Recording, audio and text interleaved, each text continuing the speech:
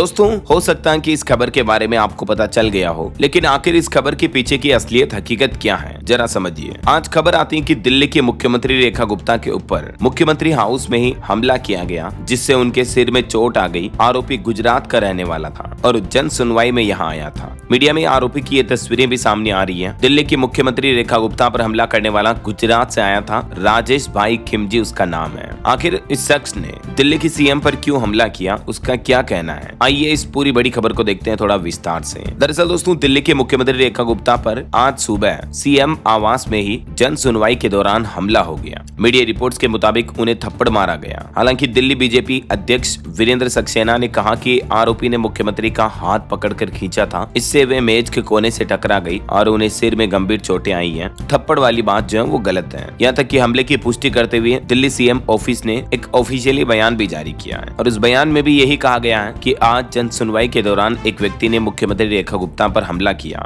उसे दिल्ली पुलिस ने पकड़ लिया है और पूछताछ की जा रही है। मीडिया रिपोर्ट्स के मुताबिक आरोपी ने अपना नाम राजेश भाई खिमजी बताया है। उम्र 41 साल और वह गुजरात राजकोट का रहने वाला है। यही वो शख्स है और ये आरोपी राजेश खिमजी जो है ये एक रिक्शा चालक है। इधर घटना के बाद दिल्ली के मुख्य सचिव और कई अन्य मंत्री भी रेखा गुप्ता का हालचाल जानने के लिए सीएम हाउस पहुंचे, क्योंकि यहीं पर मुख्यमंत्री का इलाज किया जा रहा है। सीएम हाउस में ही सारे मेडिकल फैसिलिटी वगैरह, इमरजेंसी सब कुछ अवेलेबल होता है ना। ये देख सकते हैं सीएम आवास पर जन सुनवाई की जा रही थी और इसमें सैकड़ों लोग पहुंचे थे। जन सुनवाई मतलब आम लोगों की, जनता की समस्या सुनी जाती है। तब मुख्यमंत्री आवास के बाहर कितनी लंबी लाइन लगी हुई है देख सकते हैं आप, है ना। अच्छा, अब समझिए इस घटना पर जन सुनवाई में पहुंचे प्रत्यक्षदर्शियों का क्या कहना है। घटना तकरीबन सुबह 8 से 8:15 बजे के आसपास हुई होगी, ठीक है। ये सुरेश खंडेलवाल शख्स बोलते हैं कि मैं यहाँ पहुंचा, तुरंत बाद मुख्यमंत्री रेखा गुप्ता भी आई। वे लोगों से मिली। हमलवार मौके की तलाश में था। उसने सीएम गुप्ता पर अटैक किया। एक शख्स शैलेंद्र कुमार है, वो कहते हैं कि मैं उत्तम नगर से सीवर की शिकायत लेकर आया था। जैसे ही सीएम आवास के गेट पर पहुंचा, वहाँ अफरा तफरी मची हुई थी, क्योंकि वहाँ के लोग कह रहे थे कि मुख्यमंत्री को थप्पड़ मारा, ये गलत हुआ। एक अंजलि नाम की शख्स का कहना कि अगर कोई फर्जी व्यक्ति मुख्यमंत्री को थप्पड़ मार सकता तो ये गंभीर बात है। वह व्यक्ति बात कर रहा था और अचानक उसने थप्पड़ मार दिया। पुलिस उसे पकड़ कर ले गई है। तो ये कुछ बयानबाजी तो चली रही थी। इस बीच पक्ष विपक्ष के नेताओं का क्या कहना देखिए आप। बीजेपी, कांग्रेस और आम आदमी पार्टी नेताओं के भी बयान सामने आए। बीजेपी ने तो ये कहा कि 35 साल का कोई व्यक्ति जन सुनवाई में आया था, उसने सीएम को कोई दस्तावेज दिया, उसके बाद कुछ कहा सुनी हो गई, फिर उसने हमला करने की कोशिश की और ये किसी ऐसी पार्टी का हो सकता है जो पार्टी हताश हो चुकी है। दिल्ली कांग्रेस के प्रमुख देवेंद्र यादव ने भी कहा कि इस तरह की घटनाओं की जितनी निंदा की जाए उतनी कम है। इस घटना ने राजधानी में महिलाओं की सुरक्षा व्यवस्था को उजागर कर दिया। अगर खुद दिल्ली के मुख्यमंत्री ही सुरक्षित नहीं है तो सामान्य पुरुष या महिला की सुरक्षा कैसे सुनिश्चित हो सकती है। वहीं दिल्ली विधानसभा में विपक्ष के नेता और आम आदमी पार्टी के पूर्व सीएम आतिशी ने भी ट्विटर पर लिखा, रेखा गुप्ता पर हुआ हमला बेहद निंदनीय है। लोकतंत्र में असहमति और विरोध की जगह होती है, लेकिन हिंसा के लिए कोई जगह नहीं है। उम्मीद है दिल्ली पुलिस दोषियों पर कड़ी से कड़ी कार्रवाई करेगी और आशा है मुख्यमंत्री पूरी तरह सुरक्षित है। वैसे आपकी जानकारी के लिए बता दूं, 20 फरवरी 2025 को दिल्ली की मुख्यमंत्री बनी थी रेखा गुप्ता। आम आदमी पार्टी को हटाकर बीजेपी की जीत हुई थी दिल्ली में, है ना। हालांकि दोस्तों, एक बड़ी चिंता और हैरानी की बात यह है कि दिल्ली के मुख्यमंत्री पोस्ट का ही खराब ट्रैक रिकॉर्ड रहा है, खास करके हमलों के मामलों में। कई ऐसी घटनाएं दिल्ली के पूर्व सीएम केजरीवाल के साथ भी देखने को मिली थी। 2024 में जब वो पद यात्रा पर थे, इस दौरान किसी ने उन पर पानी फेंका था। एक शख्स ने मुख्यमंत्री पर लिक्विड फेंका था। वो तो ठीक है पानी था, अगर वो एसिड होता तो जरा सोचिए कितना गंभीर हादसा हो सकता था। 2022 में गुजरात में भी अटैक हुआ था। उस वक्त भी दिल्ली सीएम पर किसी ने प्लास्टिक की बोतल फेंकी थी। 2019 में दिल्ली में रोड शो के दौरान भी किसी एक शख्स ने उनकी काफिले की गाड़ी के ही ऊपर चढ़कर उनको थप्पड़ मार दिया था। तो कहीं न कहीं देखा जाए तो दिल्ली के मुख्यमंत्री का पद ही काफी विवादित रहा है, खास करके ऐसे हमलों के मामलों में। बाकी हम सब जल्द से जल्द दिल्ली के सीएम रेखा गुप्ता के स्वस्थ होने की कामना करते हैं। ईश्वर उनकी रक्षा करें। और जो शख्स पकड़ा गया, जाहिर सी बात है दिल्ली पुलिस उसकी तो सुताई कर ही रही होगी, तो जल्दी इसकी सच्चाई भी सामने आ जाएगी कि आखिर इसने हमला क्यों किया। क्योंकि दोस्तों, इस घटना में कई सारे सवाल पैदा होते हैं। सबसे पहले तो दिल्ली पुलिस अधिकारी आरोपी से पूछताछ करके ये पता लगाने की कोशिश कर रहे हैं कि हमले के पीछे उसका मोटिव क्या था। लेकिन सबसे इम्पोर्टेंट और सबसे बड़ा सवाल ये है कि जब आरोपी गुजरात का निवासी है, तो भला दिल्ली के मुख्यमंत्री से उसकी ऐसी क्या शिकायत रही है और दिल्ली के सीएम से वो क्यों नाराज होगा जब वो गुजरात राज्य का रहने वाला है। मान लो कि दिल्ली में सड़कों पर पानी भरा, दिल्ली में सड़कों पे गड्ढे हो रहे, या दिल्ली में ऐसी कुछ समस्या को लेकर वो नाराज था, तो वो तो गुजरात का रहने वाला है, वो तो गुजरात सीएम के पास जाएगा, है ना। दिल्ली सीएम पर हमला लेकर आखिर वो किस बात का बदला लेना चाहता है, तो ये जांच पड़ताल के पूछताछ के बाद ही पता चलेगा। वैसे आप क्या कहना चाहोगे दोस्तों ऐसी घटनाओं पर? कमेंट करके बताइएगा। आपकी राय विचार। जय हिंद, वंदे मातरम।